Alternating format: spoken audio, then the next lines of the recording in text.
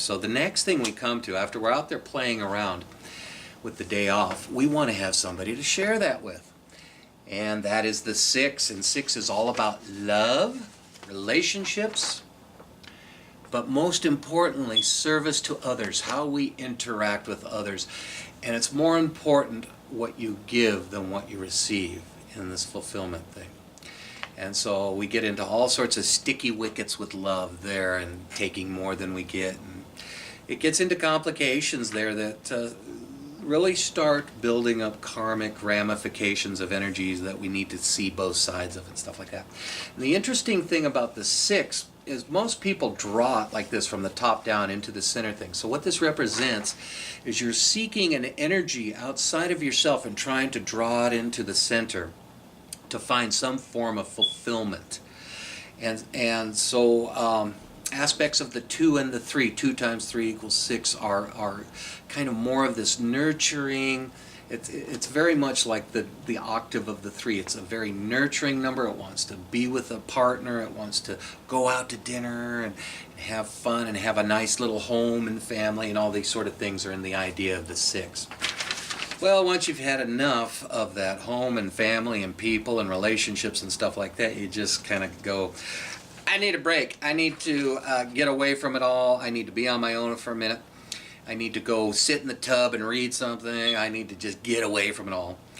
And we start getting into the number of the 7, the idea of the 7. And the 7 is a very, very complex idea. It represents a lot of things biblically, spiritually, through organized religion. On the 7th day, God rested.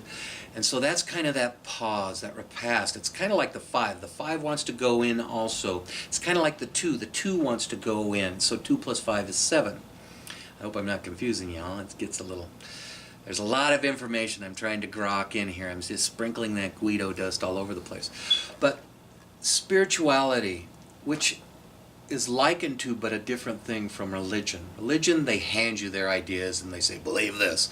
Spirituality is the actual act of going within and finding that inner still voice and listening to it and working with it and creating your own symbiotic relationship with the universe, with spirit, with God. And all of these ideas are within the 7.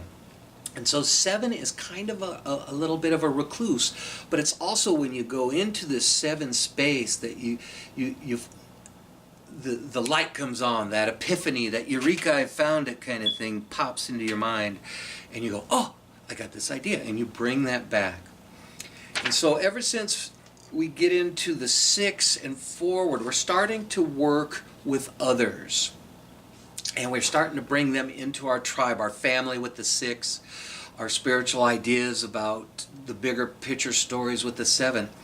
And that idea of service to one another, of including everybody and to making it better for the whole, starts with the 6. And if you look at the 6, it's kind of like a half 8. It's still trying to put all the pieces together. So coming out of the 6 into the 7 into the 8 now, and you're trying to do the work for everybody now, not just yourself. And the 8 is the lemniscate, which represents the symbol of infinity. And the 8 is true power. It's like the 4, only squared. So all the hard work that you learn in the 4, in the 8, you become like the leader of the corporation or the movie star on stage commanding the presence. You realize how to really work the energies of the material world, at least as far as we know how to do it now. And someday we'll get to the point where, like Harry Potter, where we can pull the actual molecules out of the nothingness into physical manifestation. But that's later on. We'll talk about that down the road here. We're still in the beginnings of learning the numbers here. So the 8 really represents the infinite ability to create, and this is what we're here to do. So let's look at the picture for the 7. Represents getting on your spiritual track, and that guy's called the charioteer. He's going down the right path finally.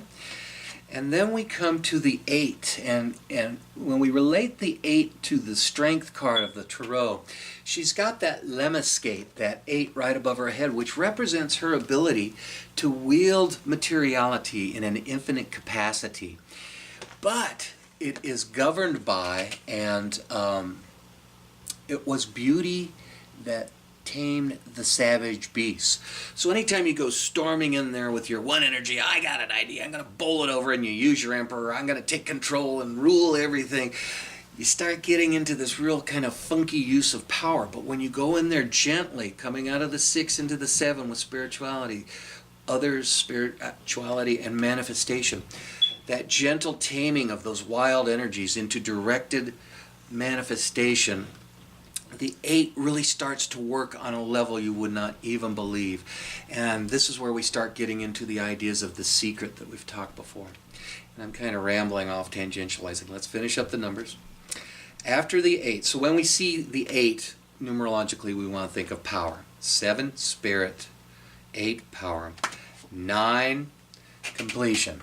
Here's old Led Zeppelin 4 for you, sticking right in your face there. The wisdom of the hermit, shining his lamp of illumination to ease your way. So when we see the 9, we want to think of completion, endings, and wisdom.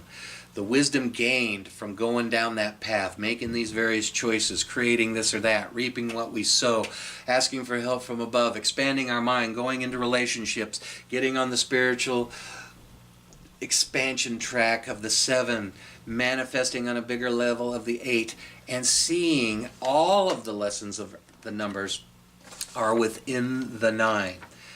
The 9 is everything, and it represents completion of life at this cycle.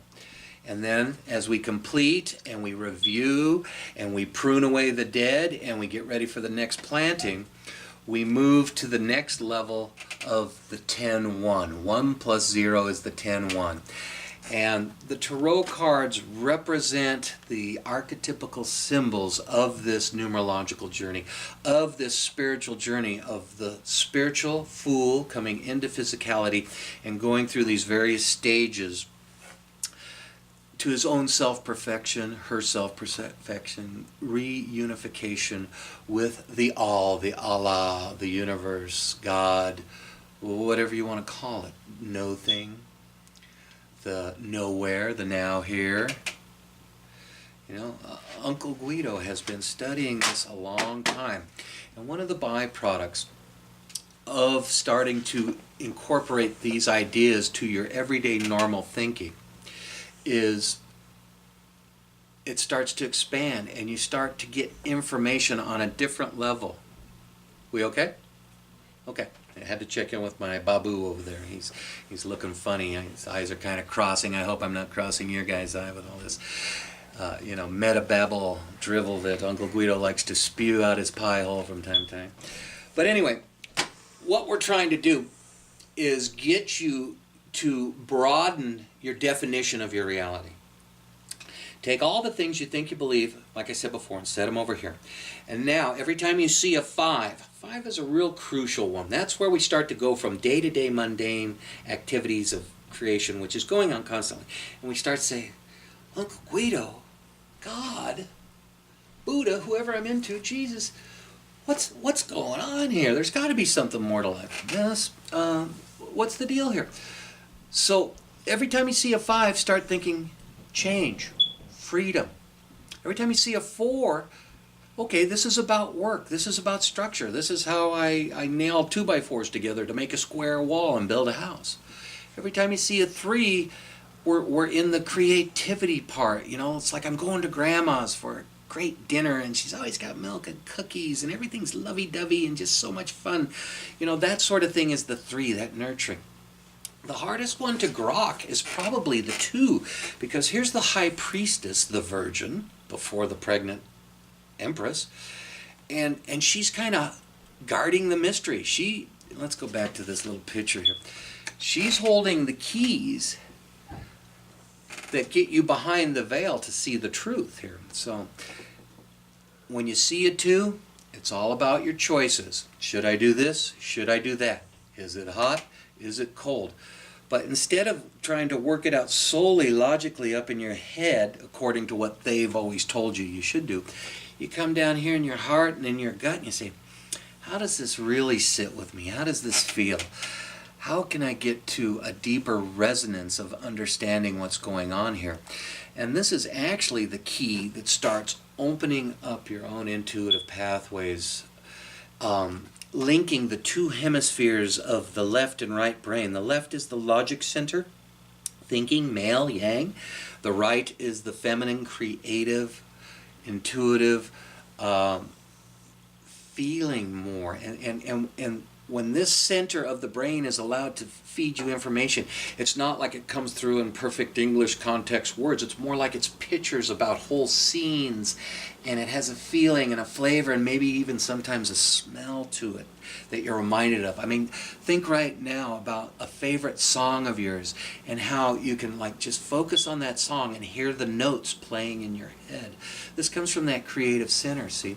And what we're trained to do in the secular world of man's is, you know, the controllers don't need much more than cattle to show up to those jobs and keep providing the goods that they need and keeping their coffers filled. So they don't want to tell you about these things, because once you start working with these things and your bandwidth of perception starts opening up, you start claiming your rightful position as a sovereign in control of your reality, in total command, and they no longer have sway over telling you how to behave in this reality.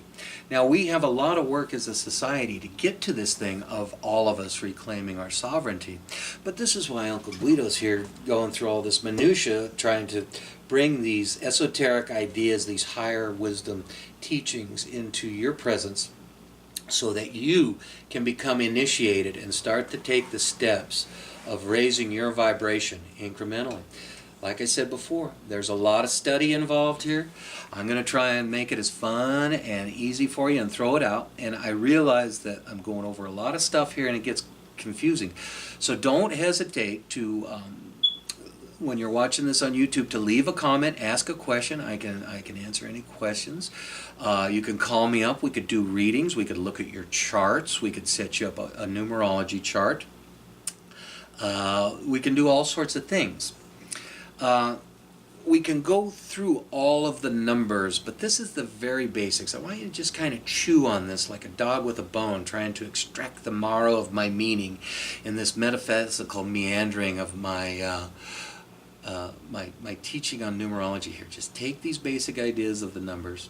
1 beginning, 2 choices, 3 creativity, 4 work, 5 change, 6 relationship, 7 spirituality, 8 power, 9 completion, 10 new beginning on a whole new level. Starts all over again. And there's lots of formulas. The thing with numerology that we get into is we can take any word and reduce it to a number by just associating the numbers associated with them. A, 1, B, 2, C, 3. We can look at your birthday, and we're going to get into this, looking at dates and times and seeing what the vibrations of the numbers are in our very next video here coming up in a couple of days. And we're going to start seeing how to write out these formulas mathematically and get the meaning from them, just from these very basic meanings. See, so like my birthday equates down to a 30-3.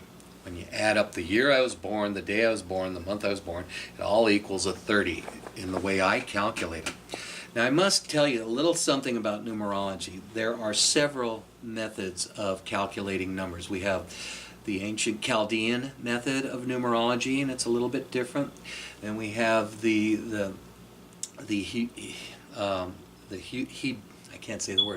Hebrew version of numerology, gematria, and that's encoded in the Hebrew language and into the Bible and stuff like that. So there's a very different way of numbering things and stuff that is valid, and when you go down that pathway, it opens up a whole new level of information for you.